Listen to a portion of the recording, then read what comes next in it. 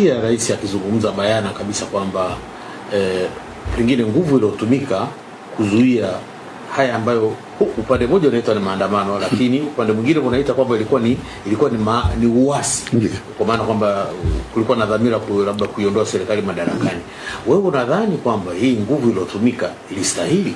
Tazama, ndio ninayosema kwa watu wa kawaida wanaweza kuangalia mama,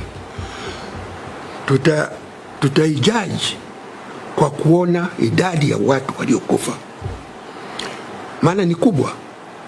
Na ukiona kwa miaka kama miwili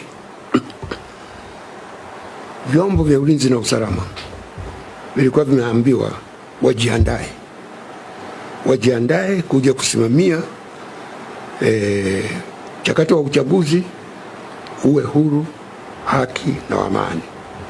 Kwa hiyo watu waliasumu vyombo hivi vimejiandaa kuja, kama kikitokea chochote wamejiandaa. Sasa tunajiuliza, walijiandaa vipi? Walijiandaa kwa bunduki na risasi, kwa sababu ndio wametumia zaidi. Nini waliandaa?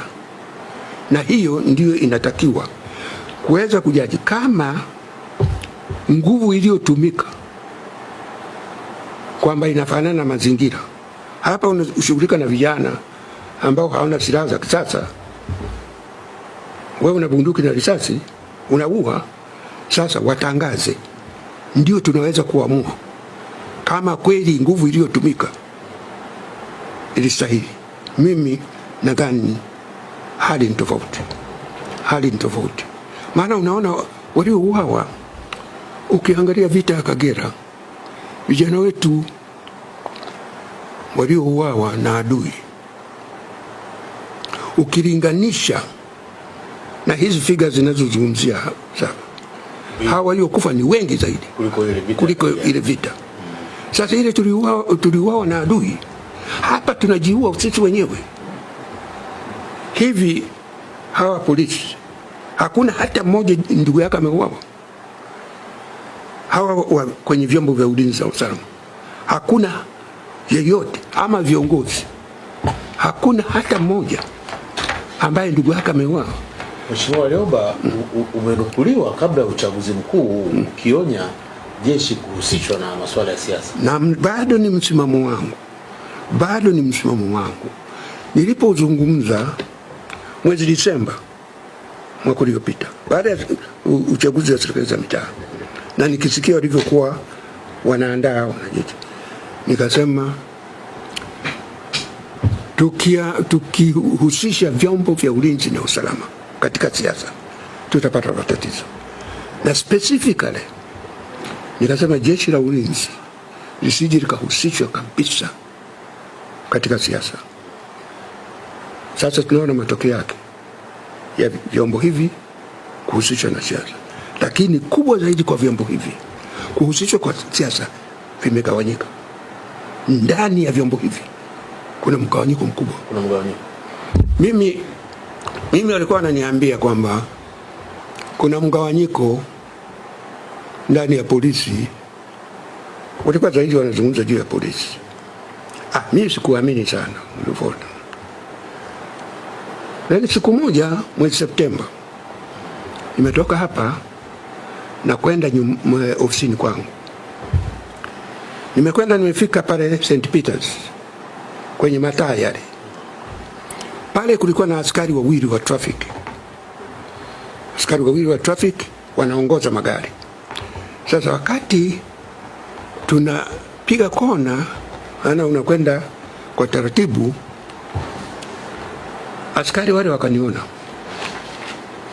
watu wawili wakapiga saluti, then mmoja akatoa ishara tusimame. Kwa hiyo nikamwambia driver wangu, tunapiga kona pale, tafute mahali apaka. Kwa wale wanaofahamu mahali pale St. Peters, ukipiga kona ile unaingia Saras. Pembeni pale kuna watu wanafanya kazi ya kuuza maua. Kwa hiyo tukaenda tukasimama pale. Wala askari wote wawili wameacha kuongoza magari, wamekimbia wamekuja kwangu pale.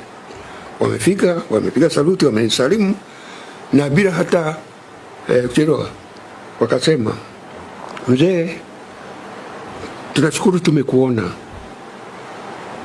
tunaomba msaada wenu nyinyi wazee. Nasema wakati wote huu tulikuwa tunafanya kazi bila ubaguzi wa dini, bila ubaguzi wa kabila, lakini sasa siasa imetugawa sana, tunafanya kazi kwa mazingira magumu. Sasa tunaomba msaidie ili hali irudi kama ilivyokuwa wakati wenu. Na wanazungumza ndani ya gari na driver wangu na msaidizi wangu, na pembeni pale kuna watu wanauza maua, wote wanasikia. Yani ilimtisha kwamba askari hao wanaona wamepata nafasi ile bila hata kujali nani anasikia. Wamesema hivyo. Nilipokuja nilimwambia mama, nikasema, mama, nimeogopa sana. Ukisikia kuna mgawanyiko katika chombo kinachotulinda, unakuwa na wasiwasi.